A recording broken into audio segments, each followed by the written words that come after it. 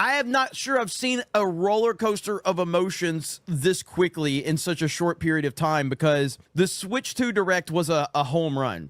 And then as soon as it was over, the prices for the Switch 2 were revealed, and specifically the games, and it has been a complete shit show on Twitter since then. What's most interesting is that a lot of people are trying to bring President Trump into it, and they're trying to blame President Trump for the high prices of the Nintendo Switch 2. Oh, God. It's all Trump's fault. It's all Trump's fault. That has been a pretty widespread thing going on right now, that they're blaming it on Donald Trump. Of course they're blaming it on Donald Trump. Good Lord, man. Like, because Nintendo hasn't been a controversial company for the last 4 decades in terms of how they treat the consumer. No, there's never been any questions about Nintendo's consumer practices. No, not until Donald Trump became president. And now it's Donald Trump's fault. My goodness. It is wild. But it's been a hell of a day. The internet is pretty feisty today. And it's been fun. I mean, I'm obviously having fun with it. It's a weird scenario because I'm always going to be sympathetic to the customer over the corporation. I'm always going to be that way. But that doesn't mean that I can automatically just change my opinion because it's the popular opinion.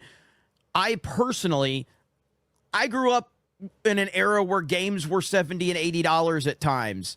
The prices back then were crazy. And so an $80 game that I'm going to put hundreds of hours into doesn't seem like a ripoff to me. If I'm going to put hundreds of hours into this game, I don't think $80 is a ripoff. But people are pissed about it, and I stand with the people always. I will always stand with the people over the corporation.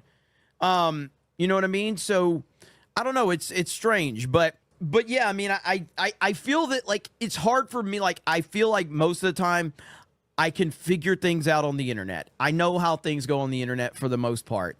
I'm having trouble figuring out this anti-Nintendo sentiment right now because of the prices, because I know that there are people that are genuinely pissed because I've seen it. I've looked at it. I do know that. But I also know that there are people that are trying to blame this on Trump. And I'm like, what are you talking about? I got people calling me out on Twitter because they're mad because I said that I personally am not bothered by it. But I understand that the people that are pissed off by it are justified, because I am always going to be on the side of the customer, never the corporation. And I will always say, if you're pissed off, let people know you're pissed off. Do not let up. Do not stop complaining, ever, because that's how you get things changed if you are pissed off. Always stand your ground, always.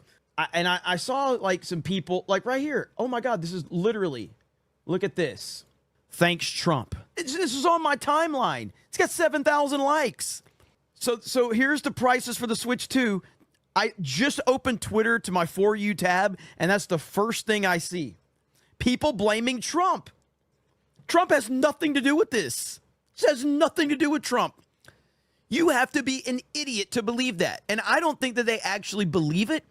I think that they're doing it to create another anti-Trump narrative out there. That's it. Nintendo has always been like this. This is not anything breaking news.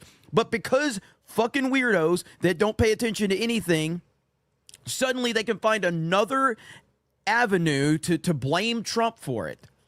Yeah, they do. I know they think it's the tariffs because they're stupid. They're very stupid. Nintendo has always been a company that is arrogant.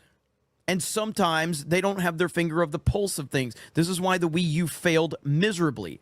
Because Nintendo, coming off the success of the Wii, was very arrogant.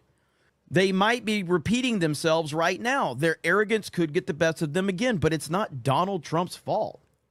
These people are idiots, man. These people are absolutely retarded. Yeah, so there's this conversation going on because, Bruce was like, today's gamers are laughable and clueless when they cry about modern game prices. I mean, these are Super Nintendo games back in the early to mid-90s. These are Super Nintendo games.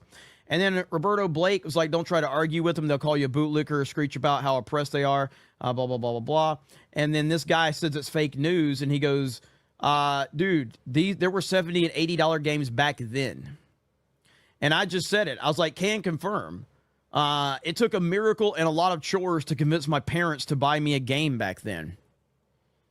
But apparently, it's Donald Trump's fault. Apparently, it's Donald Trump's fault. This is where we are, ladies and gentlemen.